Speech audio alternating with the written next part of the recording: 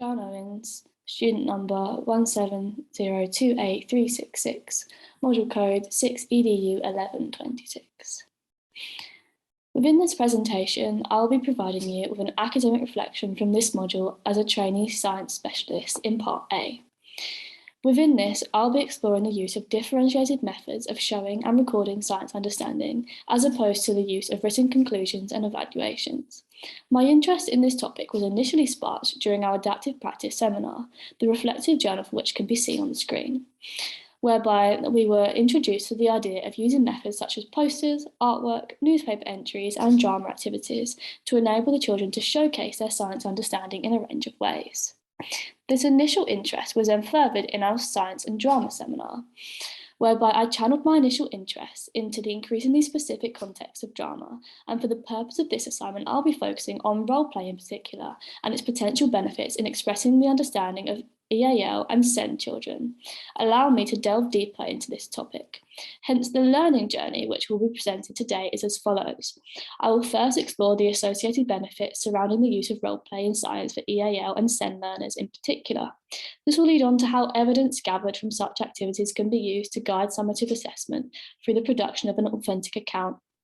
Following this, I'll begin to critically analyse the utilisation of role play in science as a means of expressing understanding by carefully considering some of the potential challenges this may bring and how these could possibly be overcome.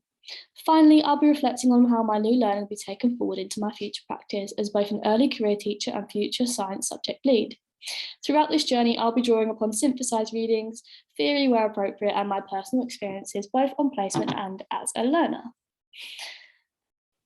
Now, firstly, Cutting and Kelly suggest that the use of drama in science can lead to increased confidence of all pupils. This is reinforced by the views of Serra and Earle, who believe such practical activities to develop STEM pupils' confidence in particular through the opportunity to express their ideas through talk. I'd be inclined to agree with these views due to my placement experience, whereby I observed firsthand how one SEND child appeared to excel within a role play context, where he had the opportunity to articulate his scientific understanding clearly through taking on the role of a professional, without the limits posed upon him by his current writing abilities. This increasing confidence could arguably be due to what Grant and Mystery believe to be a pressure-free context, offering what Ward and Rosen suggest to be a non-threatening way of providing challenge to pupils. Ward and Rosen also go on to suggest that physical movement involved in role play can help to explain some of the abstract concepts of science, such as, for example, the water cycle, whereby they're able to explain the processes involved in a fraction of the time it would take to produce a written explanation. In my opinion, this is particularly relevant to both EAL and SEND pupils, who may find writing particularly challenging. To explain this further, I would suggest the following analogy. Behind the metaphorical door is the evidence of the pupil's scientific understanding. Now, when the pupil is required to produce a written explanation, they find it really tough to get through the door to reach that understanding due to not having the key in the writing skills to unlock this. However, when they're offered an alternative method for recording, such as roleplay, they're able to unlock the door with ease due to having the key required in the form of talk to access this information. And this is what McGregor and Thresher suggest to be a more accessible route in through the form of talk, and what Braund refers to as a natural arena for showcasing their understanding. This opportunity to showcase their understanding through drama is taken further by research undertaken by Grant and Mystery, showing roleplay to be beneficial to EAL pupils through the chance to practice words in a relaxed atmosphere. I feel I can relate to this as a learner myself, as often I'd fail to include keywords in my work due to difficulty spelling them. Hence, if given the opportunity to say them aloud in the form of roleplay, it would have been easier for me to practice including them. Despite a limitation to the usage of this study, being that it's not specific to science, their findings are reinforced within a science-specific context by both Tyler and Turford and Ward and Roden, who both suggest the opportunity in roleplay to practice using scientific language used by scientists, hence why I deemed it an appropriate inclusion within my presentation. Furthermore, it is widely agreed by McGregor and Precious, Braund and Cutting and Kelly that drama supports constructivist learning due to it being considered an active approach to learning. Hence, there is arguably a clear link between this and the constructivist theory. Kremen and Burnett explain constructivism to be the belief that knowledge is actively constructed by learners through what Piaget believes to be a dynamic process. This is furthered by Vygotsky, who suggests a new branch of constructivism called social constructivism, which focuses more heavily on the collaborative nature of learning and the role of language in building knowledge. I'd argue that it is role play that aligns directly to the principles of social constructivism, due to what Cutting and Kelly describe as a shift of the typical balance between student and teacher, whereby usually the student draws upon knowledge of the teacher, but is the opposite way around here, so it arguably moves from a transmissive to a constructivist-rooted approach. Moving on now, I will begin to explore how the use of such differentiated methods of recording understanding can be used to guide summative assessment. It was our assessment in a science session that enabled me to initially make the connection between the methods of showing pupils understanding and their usage in science assessment. And I will now begin to explore this further. Wood and Roden, McGregor and Precious, and Harlan and Coulter are all in agreement that the use of authentic activities, such as roleplay, for example, which in itself is described as performance of understanding by Wood and Roden, provide evidence of what the pupils know, which can then be used to guide summative assessment. This idea is further reinforced by Glassard and Stones and the initial teacher training core content framework, where it suggested that judgments of pupils should be based on a series of tasks over time.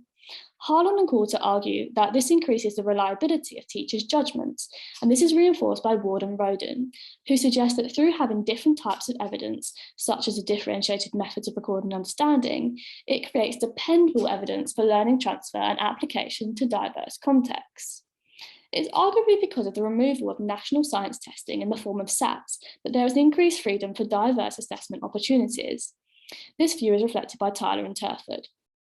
This enables the opportunity to provide activities that use a range of learning styles and provide alternatives for those with writing difficulties, such as our EAL or SEND pupils, as Harlan and Coulter recommends, alongside Glassard and Stones and Serra and Earle, who also advocate a multisensory approach.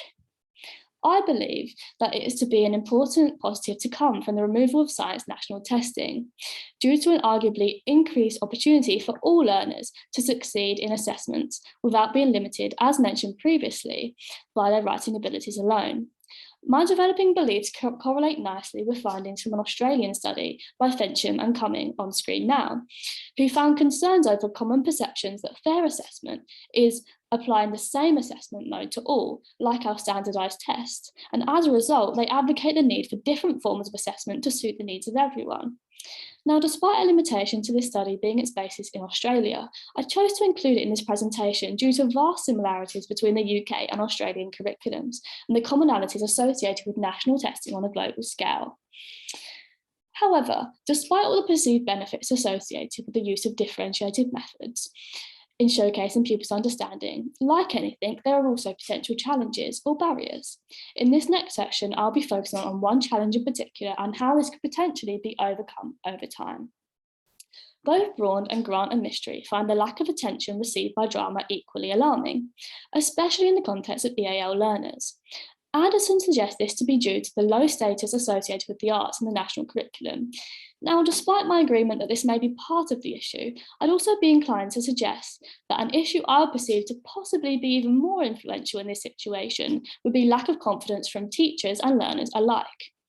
This is reinforced by Ward and Roden, who suggest that for role play to be effective, the teacher must model it first as teacher in role, and by Braun, who suggests confidence to be key in teaching drama.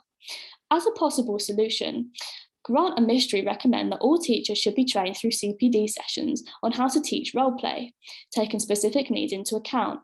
I believe this would be extremely useful in increasing teacher confidence and could make it more enjoyable and fulfilling for pupil and teacher alike. Additionally, Ward and Roden also suggest using it regularly in science, so both teacher and pupil can develop their confidence through participation. Finally, I'll be taking my new learning forward from sessions in this module, as seen in the reflective journal snippets above, my further reading and placement experience into my future practice as an early career teacher, by ensuring that I implement different methods of recording pupils' understanding to cater for the needs of all my learners as broadly as possible. I'll specifically be trying the usage of roleplay over my science lessons, but will minimise the risk of decreased pupil confidence by introducing it in English lessons first and regularly practicing it to develop confidence in participation participation over time, as is suggested by Ward and Roden. I also intend to impart my extending knowledge around the subject area onto the staff body at my school as a science subject lead of the future, by offering specific science CPD sessions tailored around using drama and science, as well as using differentiated methods of recording understanding more broadly to guide summative assessment. I will also do regular book scrutinies, as Sarah and Elle suggests, to check that different methods of recording information are being utilised.